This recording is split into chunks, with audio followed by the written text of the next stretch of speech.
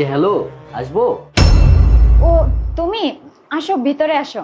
আরে আমাকে দেখে একদম চমকে গেলে মনে হচ্ছে। না না, তেমন কিছু না, আসো আসো, ভিতরে আসো, তোমার সাথে আমার কিছু কথা আছে, বসো।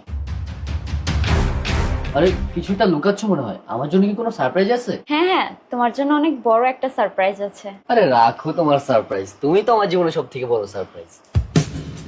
আরে রাখো তো, পাগলামি করো না, এখানে বড় একটা ঝামেলা আছে। আসসালামু আলাইকুম স্যার।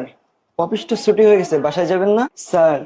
কুরবানির গরু কি কিনেছেন নাকি প্রতিবারের মতো ওই যে ছাগল, কোনটা? আসলে তুমি তো জানো আমি একটু সাংসারিক ঝামেলা আছি, আর তাছাড়া আমার ওয়াইফের ট্রিটমেন্টের পিছনে আমার অনেক টাকা খরচ হয়ে গেছে। আর তুমি তো জানো আমি গোশ খাই না, আর এবার হয়তো কোরবানি দেওয়াই হবে না। আরে স্যার, আপনি কুরবানি দিতে পারছেন না তাতে সমস্যা কোথায়? আসলে হয়েছে কি জানেন, আমার বড় ভাই আমার জন্য একটা গরু পাঠিয়েছে, আবার আমি একটা কিনলাম, আবার আমার শ্বশুর বাড়ি থেকে একটা মহিষ পাঠিয়েছে। আচ্ছা বলেন তো, আমি একা মানুষ তিনটা কুরবানি করতেছি। আচ্ছা স্যার, বাদ দেন, ঈদের দিন সকালবেলা বউ বাচ্চা নিয়ে চলে আসেন। এখন চলেন বাসায় যাই, আসেন।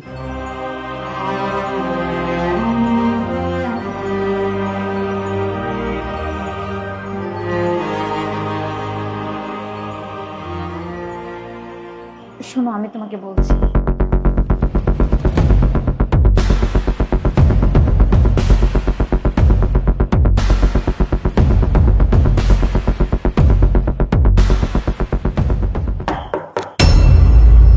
সোমায়া, দরজাটা খোলো, আমি এসেছি।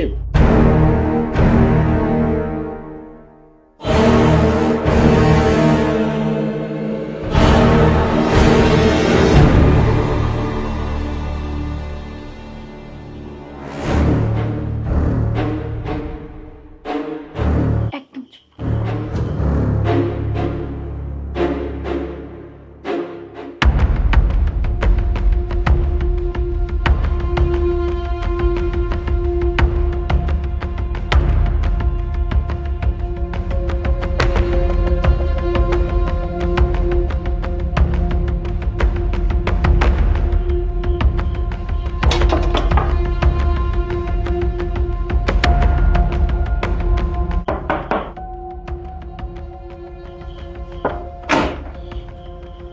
আরে কি ব্যাপার, দরজা খুলতে এতক্ষণ লাগে? ও তুমি, আসলে ভিতরে কাজ করছিলাম তো এর জন্য। আসো, ভিতরে আসো। ও আচ্ছা, শরীরটা অনেক ক্লান্ত লাগছে, একটু পানি দাও তো।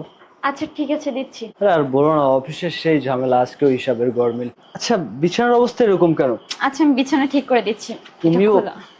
কি বলবো তোমাকে, এগুলো ঠিক করবা না? আচ্ছা যাও, আমার জন্য একটু ঠান্ডা পানি নিয়ে এসো।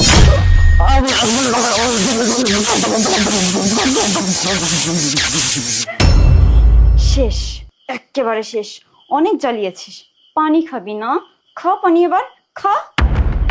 সোনা পাখি, নেমে আসো।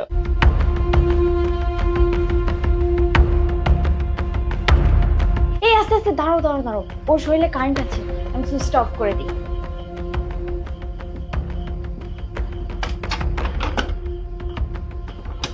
নাও।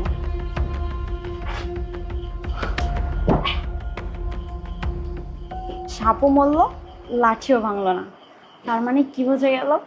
তোমার আমার রাস্তা ক্লিয়ার, আরো পরপারে।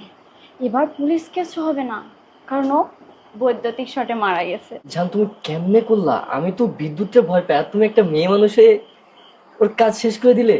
তুমি আসলে একটা জিনিস। ম্যাডাম আহেন, ওই দেখেন। এই কাজে মেয়ে, তুই এখানে আসছিস কেন? আর এই কে, এ কাকে নিয়ে আসছিস?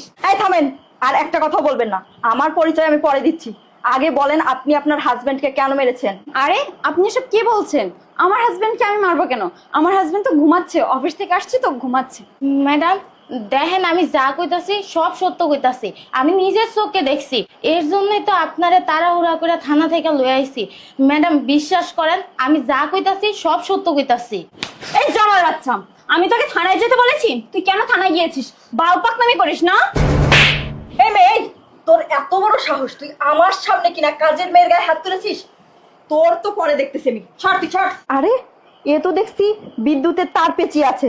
না না ম্যাডাম, আমি তাকে বৈদ্যুতিক শর্ট দিয়ে মারিনি।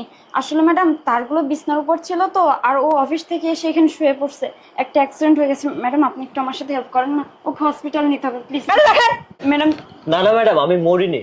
আর তোমাকে কষ্ট করে হাসপাতালেও আমাকে নিতে হবে না। তুমি মরনি?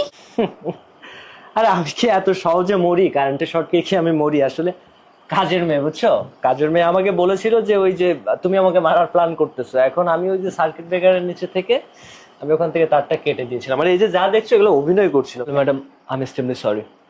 আমার বউ আর তার পরকীয়া প্রেমিক মিলে আমাকে মারার জন্য প্ল্যান করছিল। আর কাজের মেয়ে যদি আমাকে না বলতো তাহলে হয়তো আজকে আমি জানে বাঁচতাম না। আর ম্যাডাম আপনার কাছে আমার রিকোয়েস্ট, আমাকে মেরে ফেলার চক্রান্তে ওর যার শাস্তি হওয়া উচিত আপনারা ওকে উপযুক্ত শাস্তি দিন। ওকে নিয়ে যান প্লিজ আমার চোখের সামনে থেকে, প্লিজ। চল আয় সূর্য, সূর্য আউট।